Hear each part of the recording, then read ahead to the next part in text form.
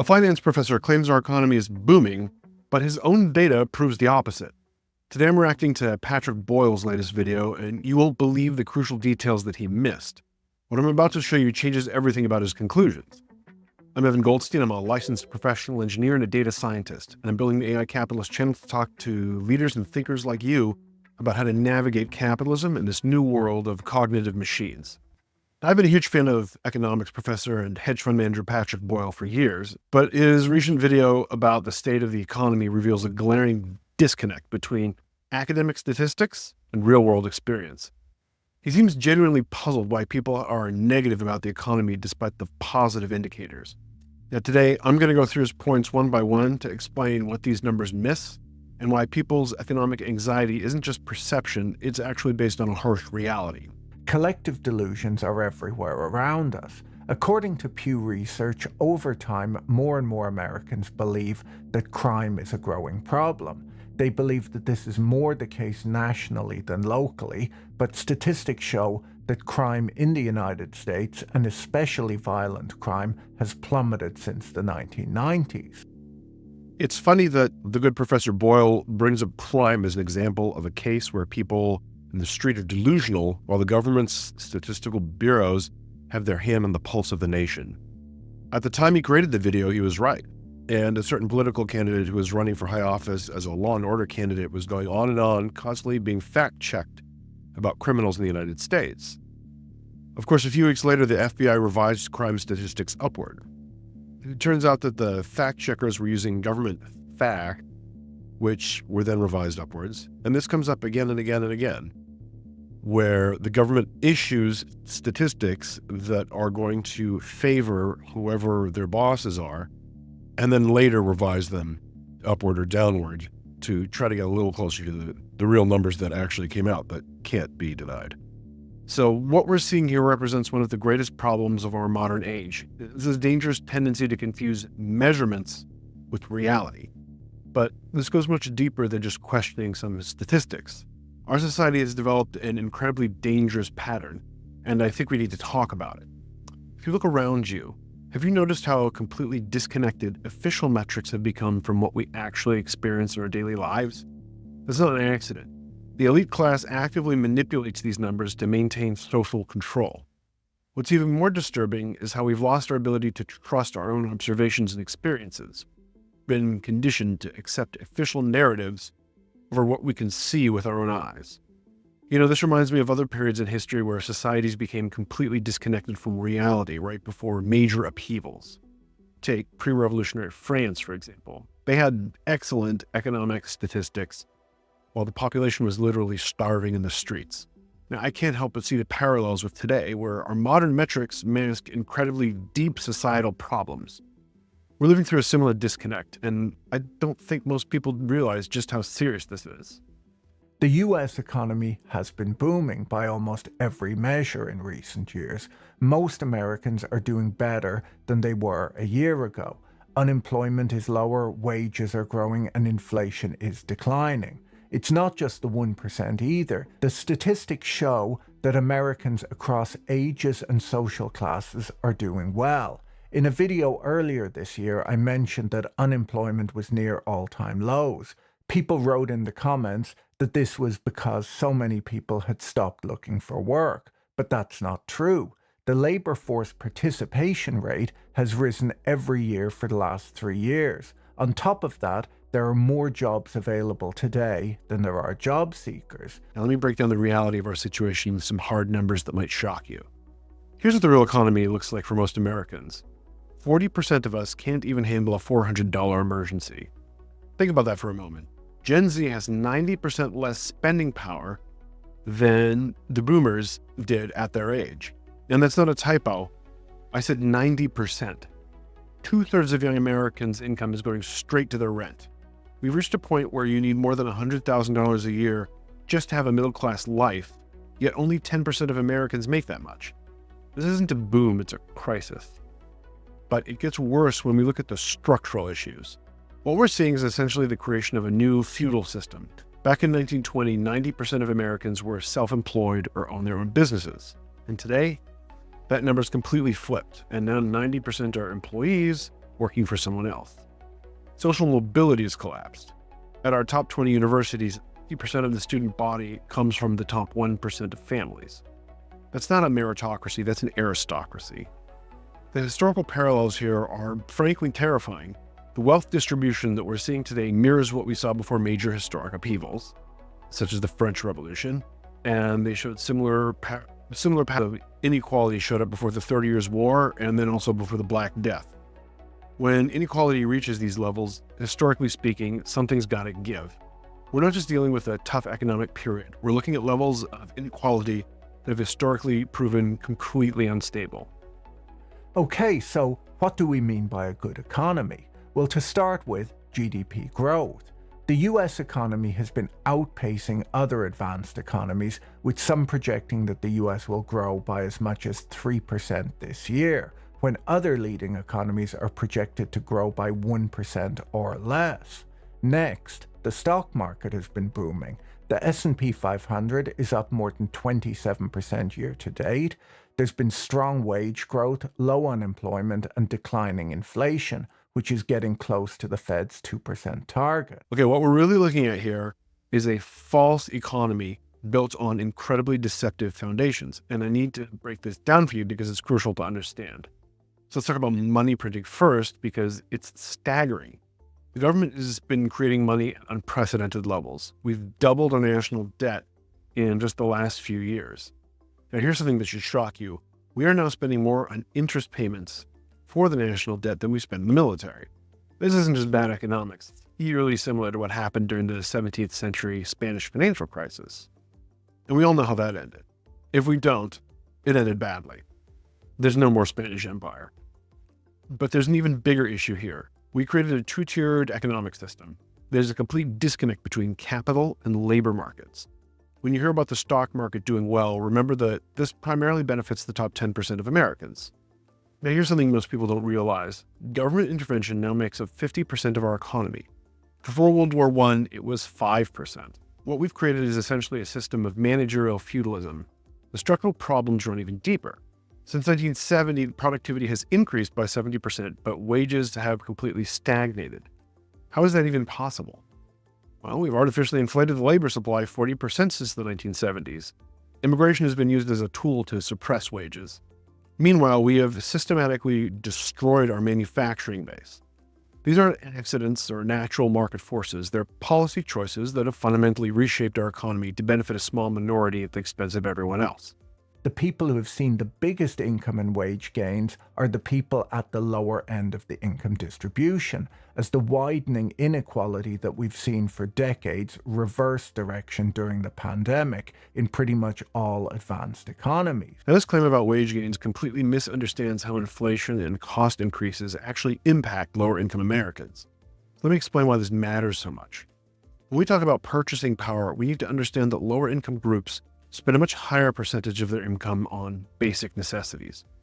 So when housing and food prices skyrocket, it hits them incredibly hard. Any savings they manage to build up gets quickly eroded by inflation. The real problem is that while we hear all about wage gains, they're nowhere near matching the real increases in the cost of living. But there's even a more insidious problem here. There's a systematic trap that's nearly impossible to escape. Lower income Americans can't build wealth through asset ownership like previous generations could. Instead, they're trapped in a rental economy, paying more and more each year while building no equity. They have no hedge against inflation like property owners do. They're completely dependent on an increasingly worthless currency. So think about it. If you own assets, inflation actually helps you by making your debts cheaper. But if you're trapped in the rental economy, inflation is essentially a tax on your existence. So when people talk about wage gains at the lower end of the income distribution, they're missing the bigger picture. These aren't real gains. They're just smaller losses in a game that's increasingly rigged against working Americans. Gilad Edelman at The Atlantic conducted a poll last December asking over 1,000 Americans how they felt about the economy. Only 20% of respondents said that the economy had improved over the last year, and 44% said it had gotten worse. He found that while there was a partisan split and Republicans were more negative about the economy than Democrats, Democrats were still very negative. Only 33% of Democrats felt that the economy had improved. These survey results tell us something profound. There is a collective consciousness emerging where people intuitively understand that something is fundamentally wrong with our system. They might not be able to articulate it in economic terms, but they feel it in their bones. This kind of public sentiment is incredibly significant. Throughout history, the population often senses problems long before they're officially recognized. People inherently understand that our economic system isn't sustainable, even while the elite class continues to deny what's becoming increasingly obvious to everyone else. The historical parallels here are striking, and frankly, they're disturbing. We're seeing the same kind of widespread discontent that emerged before the French Revolution. The same pattern showed up before the 30 Years' War, and in fact, if you study historical patterns of decline, what we're experiencing matches them almost perfectly. And here's what's really fascinating. In each of these cases, the elite class maintained an optimistic narrative right up until the moment of collapse. They kept insisting that everything was fine, even as the foundations were crumbling beneath them. And that's exactly what we're seeing today, a growing disconnect between the official narratives of prosperity and the lived reality of most people in the street. When you see this kind of gap between elite messaging and public sentiment, historically speaking, it's often a warning sign of bigger changes to come. Gilad Edelman at The Atlantic wrote that he expected to find that the economic frustration within the United States was driven by housing inflation, and so he gave his survey respondents a long list of factors to choose from as the metric that was dragging down the national economy. He found that it wasn't the cost of housing. The runaway winner, according to his survey, was the price of groceries at the supermarket. Right. This focus on grocery prices over housing costs represents a fundamental misunderstanding of the real crisis that we're facing. Let me paint you a picture of what's actually happening in the housing market, because it's far more serious than most people realize. The reality of our housing crisis is staggering. Young Americans are now spending 2/3 of their income just on rent. Now think about that. Housing costs have literally doubled since we were all locked up in our homes back in 2020. But it's not just about high prices. We're seeing something much more sinister. The complete blockage of generational wealth transfer. We're witnessing the creation of a permanent renter class in America, something we've never seen before in our history. The implications of this are profound, and honestly, they're terrifying. What we're creating looks remarkably similar to feudal property relations, where a small class of property owners collects rent from everyone else. And this isn't just about housing, it's preventing an entire generation from forming families. How can you start a family when you're spending most of your income just to keep a roof over your head? This is actively contributing to our demographic collapse. And here's what makes it even worse. This housing crisis isn't an accident. It's part of a larger pattern of asset concentration, where more and more wealth gets funneled into fewer and fewer hands. When we talk about housing prices, we're not just talking about expensive homes. We're talking about the systematic destruction of the American dream itself. Now, most Americans are making more money after inflation than they were before the pandemic. I mentioned that statistic in a video a few months ago, and it drew all sorts of angry comments, with people accusing me of making it up. But it's there in the data. And not just that, wages have risen the fastest for the lowest paid workers. If people were coldly rational, Edelman points out, they would recognize that their higher income more than offsets the higher grocery price. This claim about post-pandemic income completely ignores the devastating reality of inflation and cost increases. Let me show you what's really happening with prices, because the numbers are shocking. Since we were all locked up in our homes in 2020, we've seen housing costs literally double. Food costs are up 50%, and remember that these are essential items that you can't just choose not to buy. We've erased a quarter of our money's value in just a few years. When you add all this up, the real wages have effectively been cut in half. Half. This isn't prosperity, it's an economic massacre. But here's where it gets even more disturbing. The way that these numbers are being manipulated, the official inflation numbers are being artificially lowered through statistical sleight of hand. They're deliberately excluding the costs of essential items from their calculations. Instead, they focus on luxury goods that most Americans aren't even buying. You know what this reminds me of? The kind of statistical manipulation that we saw before major historical upheavals, where governments tried to hide economic collapse behind rosy numbers. And the systemic issues here are profound. All this money printing, it's just benefiting asset owners while crushing everyone else. We're creating a permanent renter class, something unprecedented in American history. And we're masking this decline with increasingly unstable, debt-based economy. This isn't just about numbers on a page. This is about the systematic dismantling of economic opportunity for the majority of Americans. Other reasons for America's pessimism of late is the worry that AI will take everyone's job. If we listen to Silicon Valley, we're only a year or two away from a society where filmmakers, journalists, lawyers, and doctors are all put out of work by AIs. You'll be sitting at home penniless, worried about what will happen when you have to explain to the robot plumber who's just unblocked your drain that you can't afford to pay him. Will you be able to remove his battery pack before he puts you in cuffs and carts you away? And how will the Roomba react to seeing you do this? You kind of knew it was a mistake giving the vacuum cleaner your Wi-Fi password. What were you thinking? So this discussion about AI and automation fits into a much larger and more disturbing pattern that's been developing for the past half century. What we're seeing isn't devaluation of labor that's been going on for 50 years. So think about it. Automation and globalization weren't isolated events. They're part of a coordinated effort to reduce the value and the power of labor. Every time we see a new technological advancement, it somehow ends up concentrating more wealth and ownership in fewer hands. We're accelerating towards what I call managerial feudalism, where a tiny class of capital owners controls everything while everyone else becomes increasingly disposable. There's been a long history of labor automation, and historically, labor demand shifts away from jobs that can be automated towards new types of work where people work alongside the new technology. Workers becoming more productive doesn't lead to job losses, it leads to more production, which also means greater availability of goods and services. The historical context here is crucial. And while this might remind some people of the Industrial Revolution's displacement of workers, what we're seeing now is actually much more severe. It's part of a fundamental conflict between capital and labor that's been playing out for centuries. But instead of finding balance, we're seeing labor's value consistently decrease while inequality gets amplified to unprecedented levels. And here's what makes it truly frightening. Unlike previous technological revolutions, the benefits aren't being widely distributed. They're being concentrated in ways that make previous Gilded Ages look egalitarian by comparison. This isn't progress. It's the acceleration of a deeply troubling trend that's reshaping our entire society. Over the last 20 years, the proportion of the world's population living in extreme poverty has more than halved. The share of the world's population living in democracies increased continually over the last 250 years, and 80% of the population who live under an authoritarian regime today live in one country, China.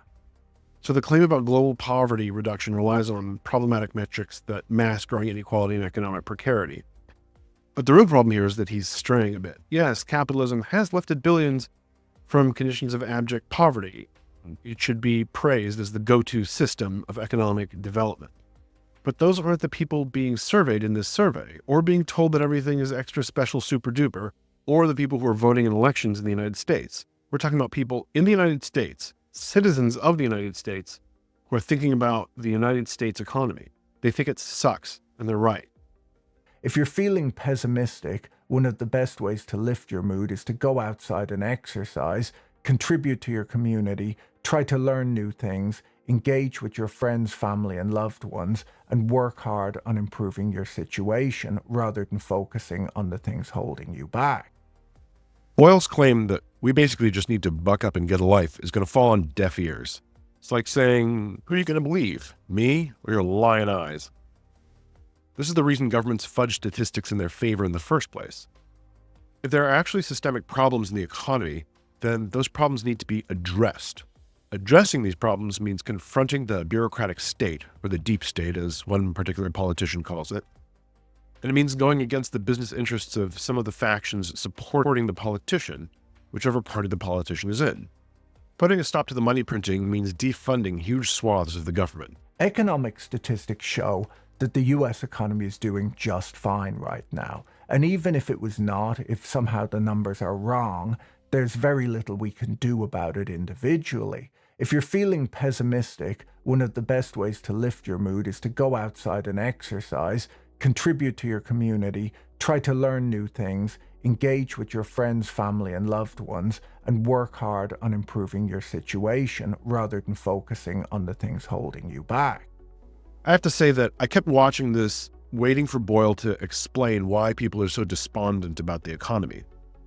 It seemed like he was going through the arguments like setting up bowling pins, so they could then just roll a perfect strike right down the middle of the lane and knock them all down. But he didn't. He just seems mystified that nobody believes the economic claims made by the ruling government. I gotta strongly reject this fatalistic view that we should just accept what the economic statistics tell us, and that there's nothing we can do about it. This kind of thinking fundamentally misunderstands how historical change actually works. Throughout history, we've seen these exact same claims made right before major upheavals. The elites always say, just how things are, right up until the moment everything changes. People who make these claims are ignoring clear patterns of historical change, and they're drastically underestimating the potential for systemic collapse. Most importantly, they don't understand how social breaking points work. Things can seem stable right up until the minute that they're not. Looking at our current system, its vulnerabilities are glaring. We built an entire economy on unsustainable money printing. It's like a machine that requires constant growth just to maintain itself. And we're running out of room to grow. We've seen this before in previous bubble economies. Like I said, the Spanish Empire in the 17th century, France before the Revolution, and others. They all thought their systems were stable too, and they ignored all the warning signs. They all approached their natural limits thinking that they could somehow just defy gravity forever. Truth is, we're not just dealing with a few economic problems. We're watching the entire system approach its breaking point. And if history teaches us anything, it's that when these systems break, they tend to break dramatically and unexpectedly. So basically, it represents a fundamental disconnect between official statistics and lived reality, and the implications are profound and historically significant. We have created a two-tiered economy where the stock market can boom while most people struggle to survive. Housing costs have doubled, food costs are up 50%, and a quarter of our money value has been erased just since 2020. Our current system is built on unsustainable money printing requiring constant growth, and it's approaching its natural limits. So this generates the root of these problems, which is inflation, which drives inequality. Those who operate the government have to prop up the whole system that they've built around it. And they do that by borrowing money. The state pays out its obligations to military veterans and Social Security and Medicare and food stamps and everything else based on its own calculated numbers of what inflation is, what they say it is. If they were honest about these numbers today, they would be broke tomorrow. Instead, they erase these debts and obligations by using wackadoodle, just unreal calculations to reduce the rate of inflation that they claim is going on. When they only have to pay back 50 cents on the dollar, they've made money. When your $10 an hour wage only buys what $5 bought 4 years ago, you've been screwed and you know it. The only people who haven't figured it out yet are the academics. Don't stop now. I have dozens more videos. This video is part of a playlist, which I'll post for you here so that you can go through and watch other videos that are similar, or you can watch our newest videos, and we have lots of other playlists. So keep clicking, keep watching. Click over there, right there.